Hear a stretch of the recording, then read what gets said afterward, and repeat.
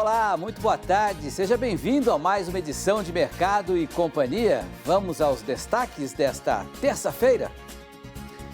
Brasil deve colher mais de 268 milhões de toneladas de grãos na safra 2021 e atingir novo recorde de produção. Curva futura do boi gordo na B3 recua, mas contratos mais curtos seguem acima de R$ 290. Exportação de carne suína acumula alta de 40,4% em 2020. Volume embarcado para a China é 123% superior ao ano passado.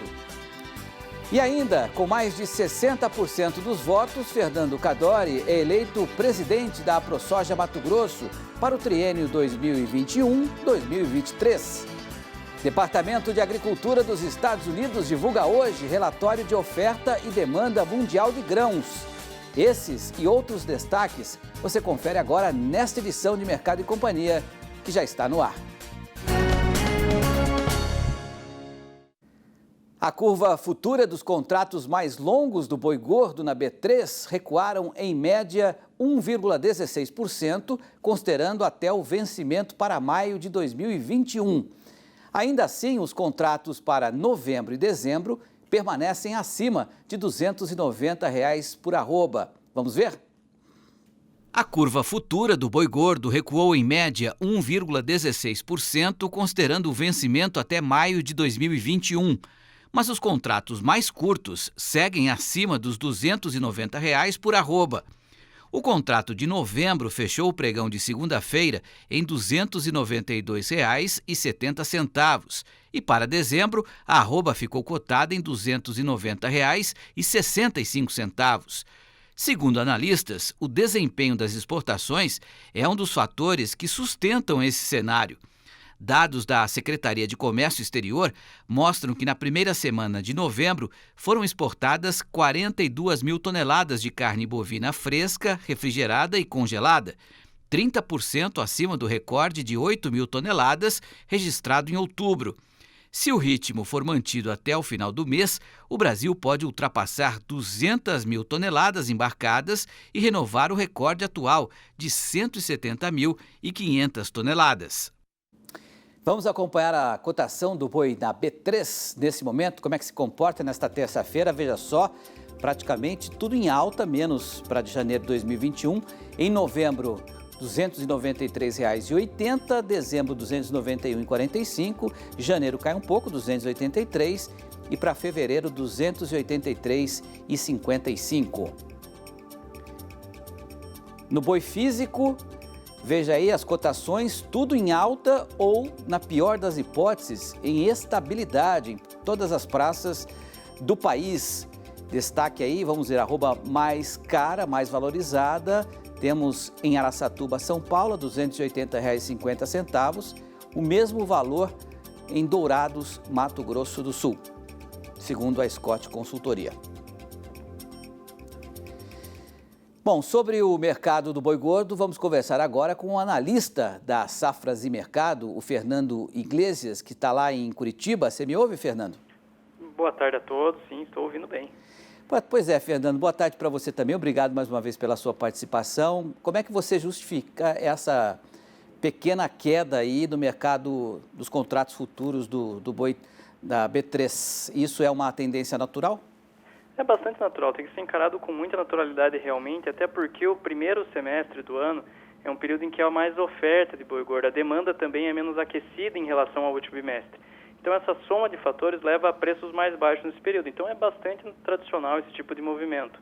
É aquele período de safra de boi gordo, então os preços acabam recuando um pouquinho em relação ao último bimestre, que tem uma demanda muito mais aquecida e nesse ano em especial uma oferta bastante restrita. Então a gente vê um movimento de alta agressivo nesse momento, mas para a virada de ano a tendência muda. É porque normalmente o maior volume de exportação acontece no segundo semestre, né? A gente tem mostrado aí recordes após recordes de mês a mês. Falamos aí da possibilidade de chegarmos a 200 mil toneladas de exportação. Você acha que isso é uma coisa inevitável? Para esse mês de novembro, que a gente tem que pontuar o seguinte, a primeira semana dos últimos 3, 4 meses, ela mostrou um resultado bastante positivo, mas ao longo do mês esses números foram decaindo. Então isso pode acontecer novamente agora no mês de novembro, mas de qualquer maneira o saldo das exportações vai ser positivo, a gente vai terminar acima de novembro do ano passado, por exemplo. É bem possível que isso aconteça, com um volume aí de 160, 170 mil toneladas de carne bovina in natura, que é um resultado muito positivo, muito bom realmente, com a China absorvendo volumes impressionantes de proteína animal brasileira, como você bem falou ali da carne suína no início do programa. Carne bovina também é muito beneficiada por esse apetite de compra da China nesse ano de 2020. A gente tem falado bastante também sobre a dificuldade do pecuarista, não só para a questão dos insumos, né, o preço do milho, da ração de uma maneira geral, mas também da questão da reposição, né? Qual é o cenário que você faz nesse momento diante desses dois fatores, Fernando? Preços do mercado de reposição eles vão seguir muito elevados até o final desse ano. A gente tem que pensar que tem uma lacuna de oferta também nesse segmento, tá? O ritmo de nascimentos dos animais de reposição ele não consegue acompanhar a demanda. Então a gente vê um movimento bem explosivo, preços do bezerro também batendo recorde nesse segundo semestre, boi magro a mesma coisa. Então essa é uma tendência que vai se sustentar aí até o final de 2020. Em relação à rentabilidade, né, com esses preços do milho especificamente, você acha que essa margem de rentabilidade do pecuarista, mesmo com esse preço da arroba muito valorizado, ela se estreitou? Dá para ter uma ideia de como é que ela está nesse momento? Apesar de todo esse crescimento dos custos, o crescimento, a alta do preço do boi é muito favorável nesse momento. Então, o pecuarista trabalha com uma margem positiva, mesmo com todo esse adicional de custos que a gente vê nesse segundo semestre. Então, com essa tendência de continuidade do movimento, do movimento de alta, a margem vai seguir muito positiva aí até o final do bimestre. Para a gente encerrar, Fernando, em termos de mercado interno, por conta do atual momento da economia brasileira, você acha que no mercado interno ainda há margem para uma redução de preço da carne ou o consumidor tem que se acostumar com esse valor aí? Olha, por enquanto vai ter que se acostumar com esse patamar de preços. A gente vê um processo de migração para proteínas mais acessíveis, uma busca de um aumento do consumo da carne de frango, né, que é a mais acessível dentre as 3 principais proteínas consumidas aqui no Brasil. Mas, de qualquer maneira, os preços da carne bovina, por exemplo, traseiro, está batendo R$ 20,80 por quilo. Então, vai se manter num patamar elevado daqui até o final do ano. Não tem muito o que ser feito em relação a isso nesse momento. Tá bom. Fernando Iglesias, muito obrigado pela sua participação direto da capital paranaense e até uma próxima. Eu que agradeço. Boa tarde a todos. Boa tarde. Valeu. Bom, e ainda sobre o setor de carnes, né, as exportações brasileiras de carne suína já registram alta superior a 40% neste ano. A informação foi divulgada hoje pela Associação Brasileira de Proteína Animal. Os embarques de carne suína do Brasil atingiram 853.400 toneladas nos 10 primeiros meses de 2020, o que indica alta de 40,4% na comparação com as mais de 607 mil toneladas exportadas no mesmo período do ano passado. Entre os principais importadores da proteína, a China segue como o principal comprador, com 423.200 toneladas embarcadas para o país asiático de janeiro a outubro, volume 123% superior em relação ao mesmo período de 2019. A produção total de grãos da safra 2021 deve renovar o recorde e ultrapassar 268 milhões de toneladas. Segundo a Conab, a produção de soja e milho também pode atingir o maior volume da história.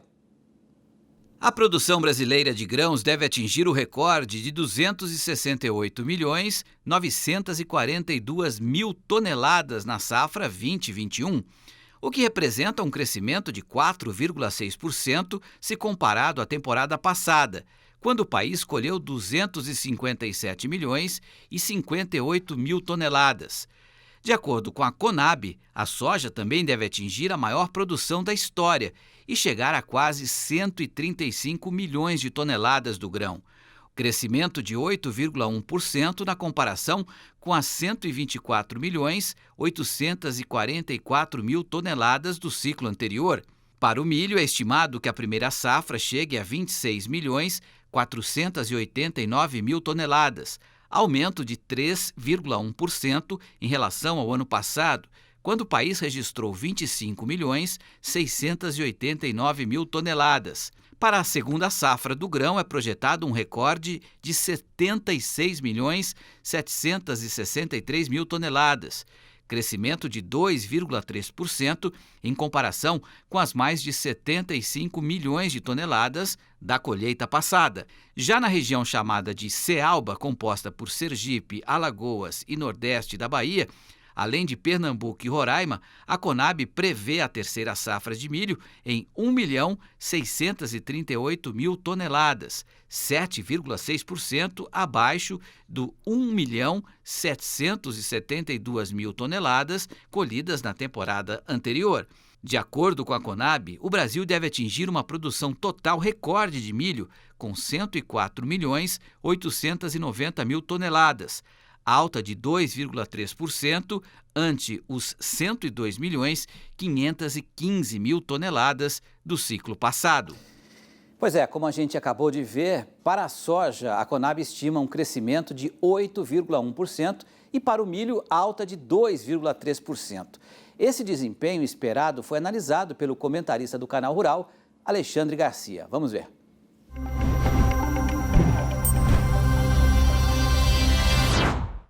Olá, minhas amigas e meus amigos do agro, parabéns a vocês. Eu estou vendo aqui as estimativas, as previsões da Conab para a próxima safra, próxima colheita de soja, próxima safra de milho. Só vitória. Nós estamos nos confirmando o maior produtor do planeta Terra em soja. 135 milhões de toneladas praticamente. Um crescimento de 8%, sendo que a área plantada cresceu apenas 3,5%. A produtividade subiu mais de 4%.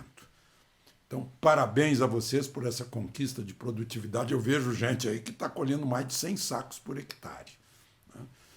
Uma vitória contundente, maravilhosa, resultado do trabalho, da tecnologia, da inteligência, né? A despeito de tanta coisa contrária.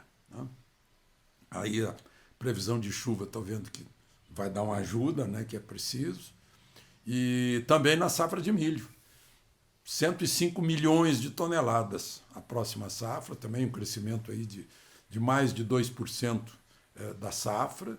Milho crescendo numa junção, num círculo virtuoso com a produção de carnes, né, em que as exportações de carnes fazem com que cresça o consumo de milho, tá, um crescimento do consumo de milho, né, para a ração. Então, é tudo integrado, né? É um círculo virtuoso que está no Brasil inteiro. Parabéns a vocês por esse esforço, estão aí os resultados e tomara que tenham excelentes rendimentos. De Brasília, Alexandre Garcia. Bom, e a colheita de soja e milho americanos está na reta final e os trabalhos estão mais avançados do que a média para o período. Os dados foram atualizados ontem pelo Departamento de Agricultura dos Estados Unidos. Veja só. Até o último domingo, a área colhida de milho estava em 91%. Em igual período do ano passado, o número era de 62%. A média para os últimos 5 anos é de 80%. Já para as plantações de soja, 92% foram colhidas. No ano passado, esse número era de 82%. E na média dos últimos 5 anos, 90%. E o mercado agrícola espera a divulgação daqui a pouco do relatório de oferta e demanda mundial de grãos do Departamento de Agricultura dos Estados Unidos. Há expectativa, inclusive, de redução nos estoques norte-americanos de soja. Quem traz os destaques é o Carlos Cogo, analista da Cogo Inteligência em Agronegócio. Boa tarde, Cogo. Se essa redução for mesmo confirmada, como é que os preços devem se comportar no cenário internacional e interno? Boa tarde, Petro, boa tarde a todos. Provavelmente nós vamos confirmar, sim, essa redução. Tanto na soja, a soja deve recuar os estoques finais de 7,3 milhões de toneladas para em torno de 6 milhões, e do milho de 55 para em torno de 52 milhões de toneladas.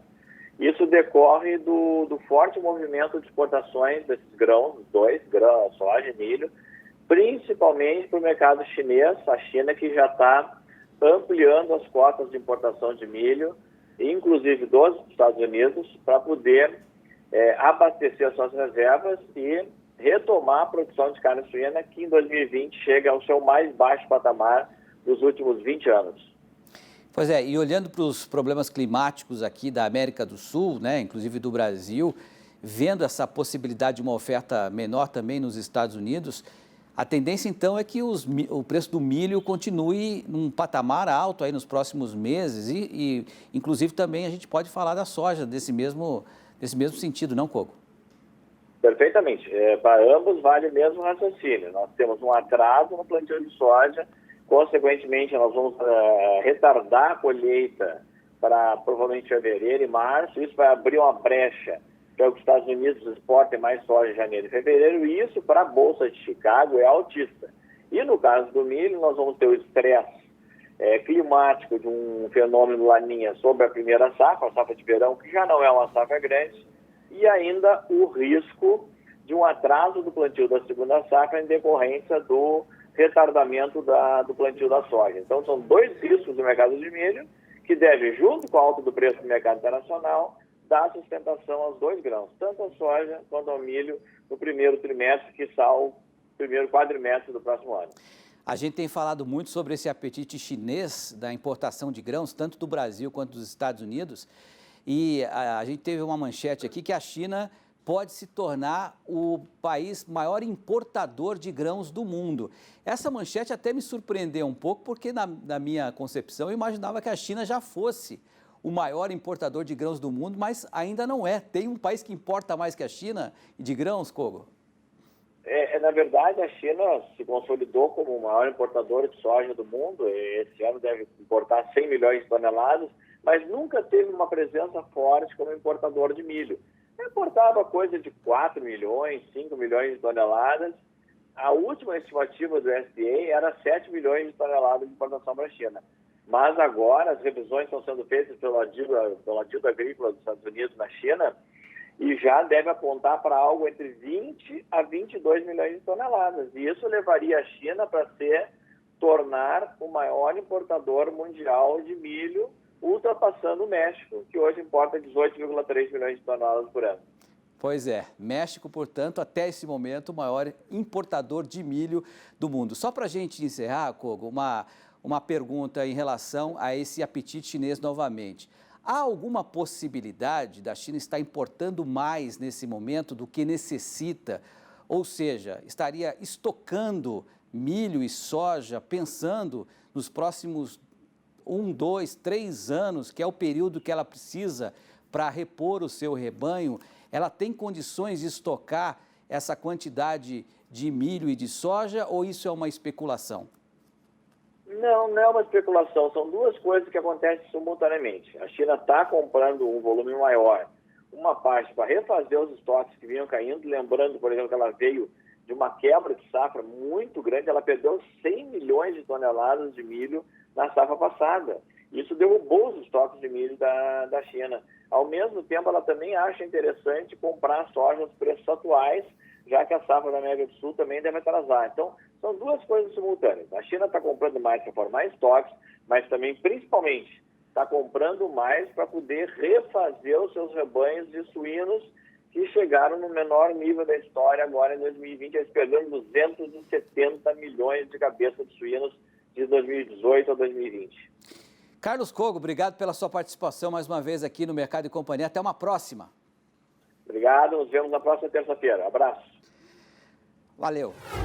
Sentiu falta de algum conteúdo? Acesse canalrural.com.br.